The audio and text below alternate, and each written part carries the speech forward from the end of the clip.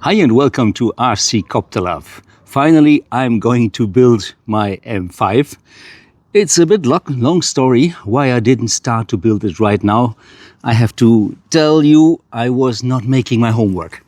I was programming all winter, only flying with ready-made programs from my friend James for my M2 and my M1s, also the newest, the M1 V1. But I did not work on my M4s and my M4 Max.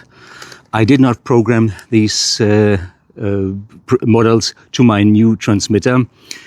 And for me, it was clear it would be completely unlogical if I would begin to fly big helicopters this year with the M5. So in the last couple of weeks, I was working on my transmitter settings, and I was programming from zero complete new models for my M4 and my M4 Max, which I will use, the model file I will use for the M5, because it's a complete helicopter file. And I have to give a big shout out to Keith Williams, my friend and colleague from OMPHOBBY in the team from America. He made a fantastic guide, even for people not really good in programming like me. On HeliFreak, he made a ethos guide, helicopter setup step by step on ethos for FR Sky radios. And I followed this and I was able to do it, and my M4 is flying now. So now I was building this M5 and I was starting to build it. This will not be a typical build video because I'm much too bad in building helicopters. I'm checking everything 3-4 times. I'm comparing. Origin Hobbies made a great guy, Roger from Origin Hobbies made a great picture guide, photo guide on his homepage or his Facebook page, and he made pictures of every step. These are already a lot of steps. These are, to be honest, 10 steps. First, it was beginning with the upper frame. These are many parts. The ESC mount, the servo mount. Then I was adding the lower frame. I was adding the tensioning system for the lower frame. Everything. The main gear with the one-way bearing, with the pulley for the belt. So I was doing all these steps, and it would be a very boring video if I document every screw I put in, because I do it very slowly. I check things 3 times from each side, and if everything is done in a good way, because this is your life insurance and the life insurance for your helicopter. And in the last 2 days, I was working, ta-da, on this wonderful boom, tail boom. So I was building everything. These are a lot of parts, but it's a great build. This is the whole tail rotor system. I was fiddling in the belt. It's now turned, but I can check it very easily that it's right. So this is something you have to do very concentrated, because here are many separate bearings. You have to put them in the right order. This is very important, because when you take a wrong order, if you put, for instance, a part of the bearing with a big diameter on the wrong place, so the big diameter has to be in the inside of the rotor hub, and the smaller diameter has to go outside towards to the blade grip. If you do something wrong, or even if you put the open bearing the wrong way around, it could collapse easier, it could break easier, and a failure in the bearings here could end very bad, and it makes your helicopter last shorter. It could lead to a failure of the whole total tail rotor system. The helicopter would begin to start spinning. And in such a machine like this, I want to be 100%, 1000% sure that I do everything right. Even how to turn the belt when I will put it in the next step on the pulley. And I have to be honest, life is always about priorities. Life is always about putting things in order. And for me, in this winter, my main priority was to grow as a pilot, to develop my skills. I was flying so much in the simulator this winter, and I learned inverted flying. I show you. I learned grass cutting.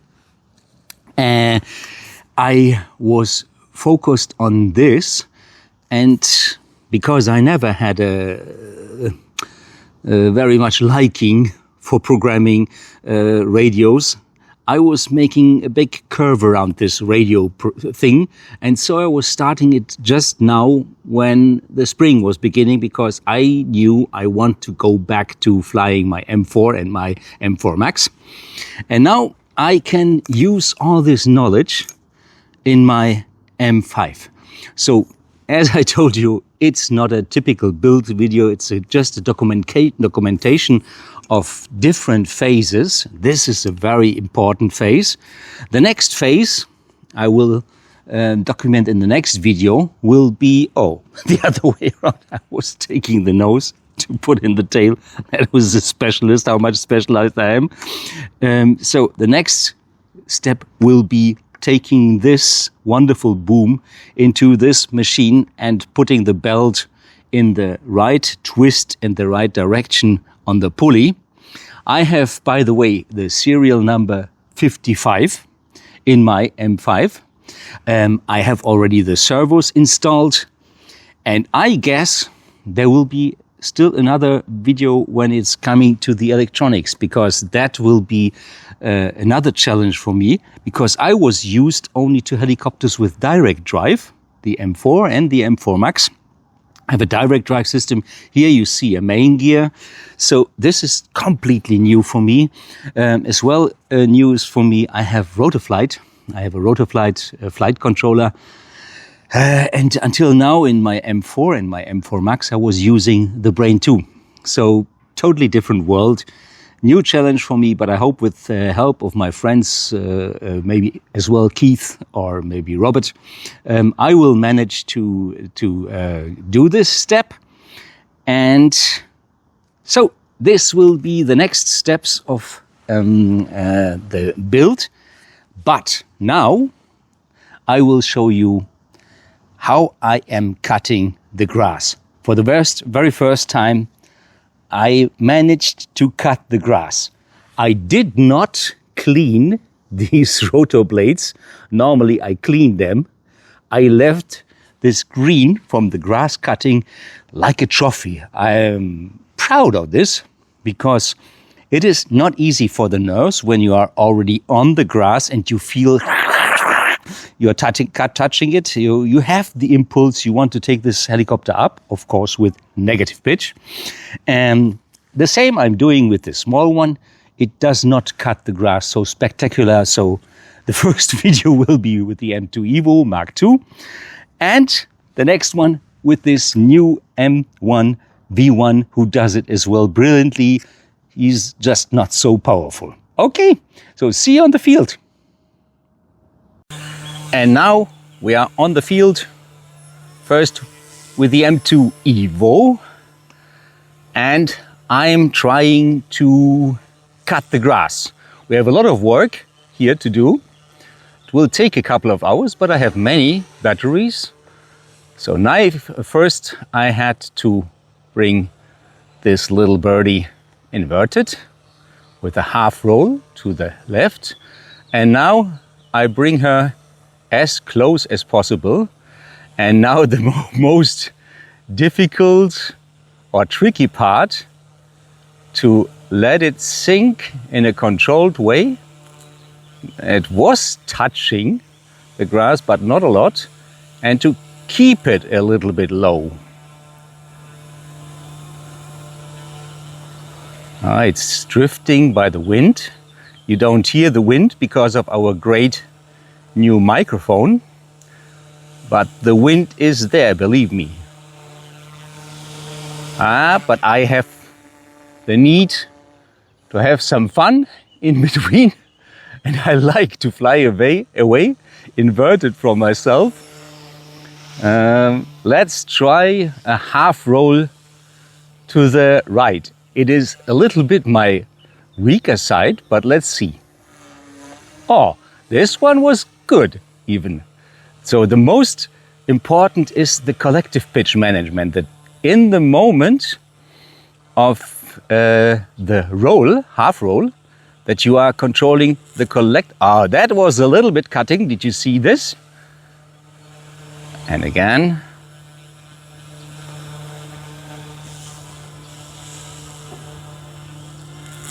Oh, I hope you hear it in this microphone. I will be silent the next time. Once again to the left, half roll. But first, stable hover. In this wind, not so easy.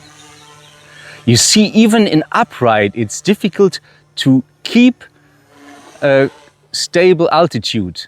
And what do I say to inverted? I don't have to say anything, because in inverted, the nerves are coming to this. Oops, that was a good one.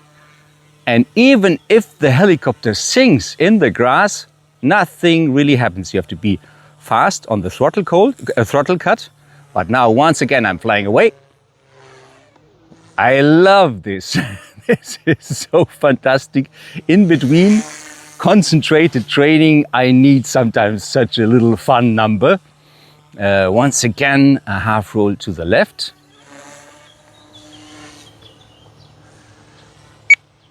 Oh, but I see the battery is coming to an end. So that was it. But I think we did some grass cutting, and I show you the place where I did it very intensively. There where I'm going to land. So you see, this grass is brilliant cutted. And now we continue with the M1 V1. And now my brand new M1 V1 shows that it is small, but it can cut the grass in an extreme well way. Oops! Only the pilot is not so well like the small helicopter. It is always a little bit strange for me as a relative new pilot when I was flying another helicopter and I'm stepping to the next model. I need a little bit time to adapt. Oh, let's see if we can bring her close to the grass. Okay. Okay. Lower. Oh, that was nice.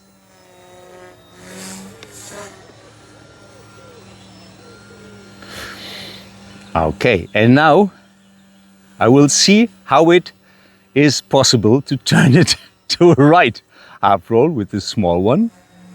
Oh, as well nice. I'm more afraid of it than I should be. So, and bring it closer. Now we have a big luck that the wind is a little bit more calm. Oh, I'm losing a little bit nerves when I'm coming too close, but I'm not doing this for long. Oh, and you see, that was what happens. If you come too close, nothing happens.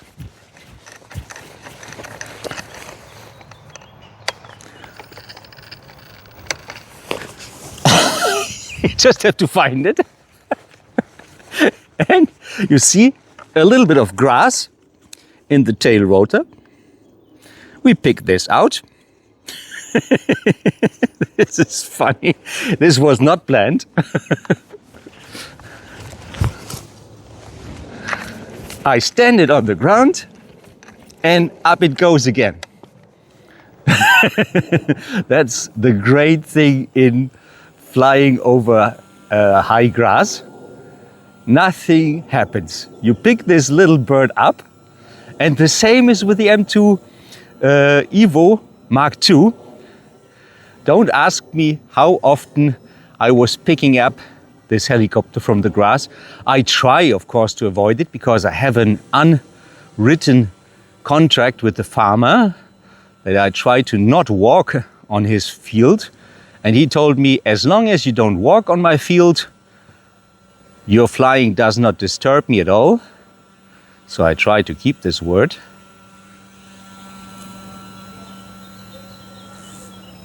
I think my brain is a little bit tired already. I hope I didn't reset the timer. But I think you see that I'm able to bring this machine down. The most important is, like an upright flight, to keep the altitude in a good way, in a stable way. It is the most difficult because at the beginning, I remember my times with the M2 Evo and the M2 V2 before. My helis were acting like a JoJo.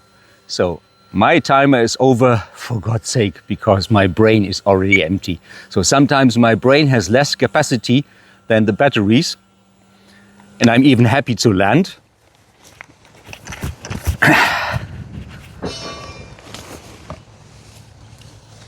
And that was grass cutting with the smallest and newest. And in the next video, there will be the next step of building my biggest, the M5. So this was RC Copter Lab. If you like this video, give us a like. If you like it a lot, please subscribe to our channel, and see you again. Bye.